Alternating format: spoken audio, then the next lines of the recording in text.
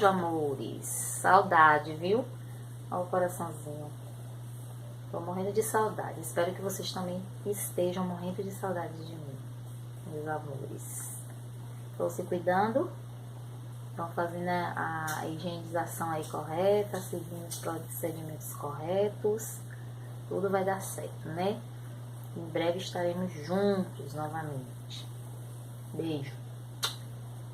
Então, a gente vai estar separado por esse período, mas o tempo não para. Os estudos não param, né? E vocês que estão já aí no ensino médio, tem que dar continuidade, tem que focar no estudo. E eu tô aqui para estar ajudando, orientando vocês. Então, vamos dar continuidade aí ao nosso módulo, né? A gente parou aí, estudou aí P1, P2, P3 e P4. Fizemos aquela atividade, né, que a gente ainda falta dar ainda uma continuidade, mas acho que vocês captaram, né, ao máximo o conceito, né, que foi trabalhado nesses capítulos aí, do módulo. E aí a gente vai dar continuidade, porque a gente não pode ficar parado, né? Tem que seguir em frente, tem que estudar, senão fica muita coisa atrasada, principalmente para vocês. Tudo bem? Então a gente trabalhou, né, nesses capítulos anteriores, a questão dos textos literários, da literatura, né? A gente se aventurar mais nessa questão. E adentramos nos gêneros literários, né? Trabalhou com o gênero narrativo, trabalhou com o gênero lírico, e agora a gente vai trabalhar com outro gênero, que é o gênero dramático. O nome já diz, gênero dramático, né? Faz um drama. Ai, gente. Ai, que dor insuportável. Drama puro, né?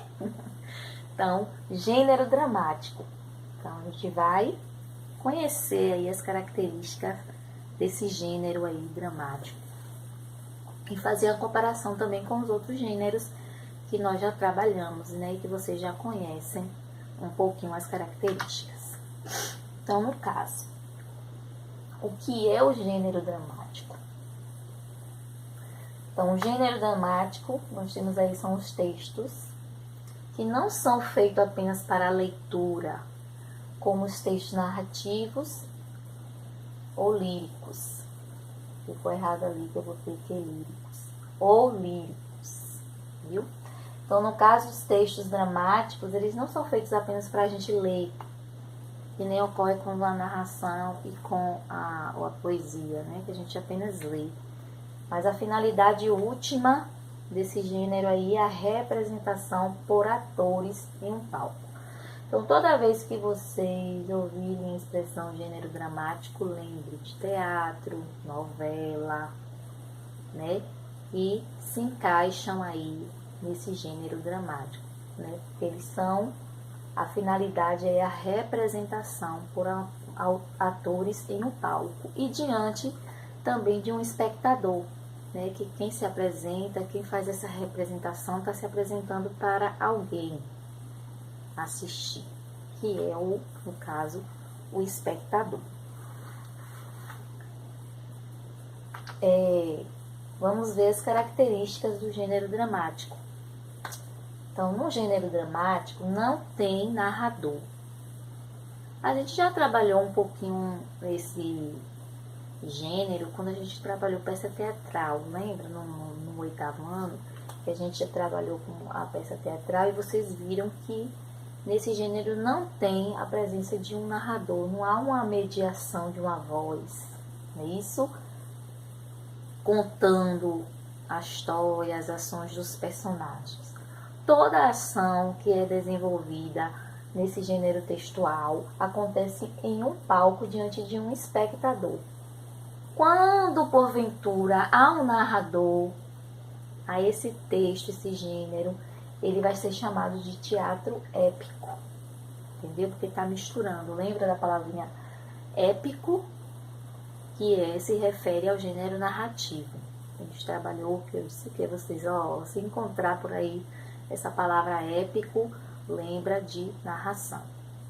Então, quando se há essa mistura aí, que tem um narrador no gênero dramático, nós temos aí o teatro épico. Então, perceberam aí a diferença? Então, o gênero narrativo, nós temos o narrador, ele vai ser dividido em narrador, personagem e observador. O gênero lírico, nós não temos um narrador, mas temos um sujeito lírico, um eu lírico, ou uma voz lírica, né? Que é o próprio autor do poema. Já no gênero dramático, não há um narrador. Se porventura tiver alguma coisa fazendo alguma descrição no texto, ali tudo se faz parte do autor, né, do texto e não do narrador. No caso, por exemplo, outra coisa que é importante também, quem produz o gênero dramático, o escritor, né, autor, ele é chamado de dramaturgo. Então, por isso assim, nas novelas, né, os autores, né, os que fazem a escrita, que escrevem os textos, né, da novela, eles são chamados de dramaturgos, entendeu? Justamente por causa do gênero que é desenvolvido.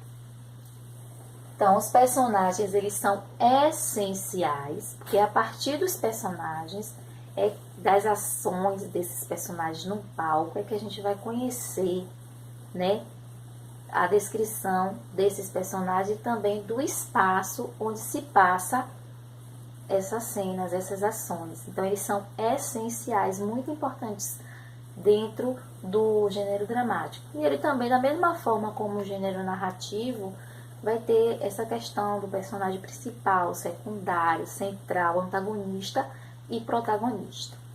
Entendeu? Só que você sabe que a descrição no gênero narrativo é feita pelo narrador, ele que descreve os personagens, o espaço. Já no gênero dramático, não.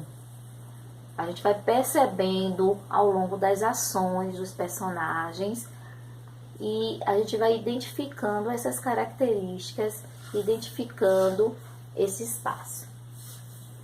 Então, no caso, o espaço é representado, por exemplo, concreto, está ali na hora que a gente vai ver, né, aquele espaço, não é igual, né, eu acabei de falar, do narrativo, que a gente vai descobrindo pela descrição do narrador, não. Então, no gênero dramático, o espaço está ali concreto, né, a gente visualiza, a gente não imagina, a gente está vendo ali que existe, que está ali. Então, são chamados, né, de cenográfico, né, a cenografia, que é justamente onde se desenvolvem as ações dos personagens. O tempo vai ser sempre o presente, que vai ser sendo renovado a cada representação. Então, vocês podem perceber aí na questão das novelas, né? As novelas são feitas, mas se acabar a novela e depois ter a reprise, que nem ocorre, né, a reprise de algumas novelas, vocês podem observar que ali o tempo sempre vai ser o presente. Então, os fatos estão sendo desenvolvidos ali no presente, né? Ele está sempre sendo renovado. Então, o tempo no gênero dramático é o presente, assim como no lírico também, e sempre é o presente. Só no gênero narrativo que tem a questão que utiliza o passado, porque ele está contando uma história, né, que aconteceu, não é algo que está ali no presente.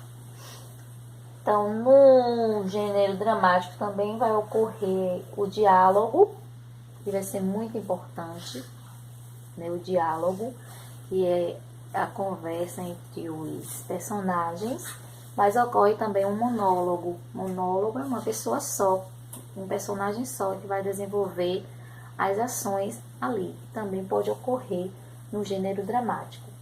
Nesse diálogo aí, nós vamos utilizar o discurso direto. E tem também as rubricas. Nessas rubricas, lembra que a gente trabalhou também. E são aquelas descrições que são feitas, escritas pelo autor, que são colocadas dentro dos parênteses. Mas ali não é para o personagem gravar, falar. Ali são ações que serão desenvolvidas, descrições que são feitas com relação às emoções, né, do personagem, com relação ao espaço, né, são mais informações que os personagens podem se basear para poder fazer a encenação. Tudo bem até aí? Vocês entenderam? Então, no gênero dramático não tem narrador, né? Tudo é desenvolvido em um palco diante de um espectador. Os personagens são essenciais e importantes. O tempo vai ser o presente a diálogo e monólogo, e nesse diálogo aí vai se usar o discurso direto, que a gente vai ver aí o que é esse discurso direto. Vai ver não, a gente vai relembrar. Então eu tirei algumas partes aí do próprio módulo de vocês, falando sobre essa questão do discurso direto. Então tem aí que a narrativa, a fala do personagem, pode ser apresentada de duas formas, né? Através do discurso direto ou do discurso indireto, para a gente lembrar o que é essa questão de discurso direto e indireto. Então, na narrativa, a gente usa essas duas formas aí. Já no dramático, não. No dramático, a gente só vai usar o discurso direto. Tudo bem? Por quê? Porque aqui no discurso direto, o narrador vai reproduzir fielmente as palavras e frases dos personagens. Então, do jeito que o personagem falou, o narrador vai reproduzir. Olha o exemplo aí, discurso do narrador. A segunda veladora pediu. Isso aí é a fala do narrador. E aí vem logo abaixo o discurso do personagem. Vai mudar de parágrafo, colocar aqui os dois pontos e antes colocar o travessão, que vai indicar que é o personagem que está falando. Não falemos disso. Então, isso aqui é a fala do personagem. Então, isso aí é um discurso direto. Então, no gênero dramático, vai ser comum o uso do discurso direto. Por quê? Porque é a fala do personagem, né? Está se reproduzindo a fala fiel dele. E lembrem-se que no discurso direto tem a presença dos dois pontos e do travessão, que vai marcar algumas circunstâncias da fala, que é o tempo, lugar, pessoa, verbal e os interlocutores. Tudo bem? Já o discurso indireto, que também é conhecido como discurso narrativo, vai ter aquela mistura da fala do personagem com a fala do narrador. Então, vai ter aquela incorporação, aquela mistura, né?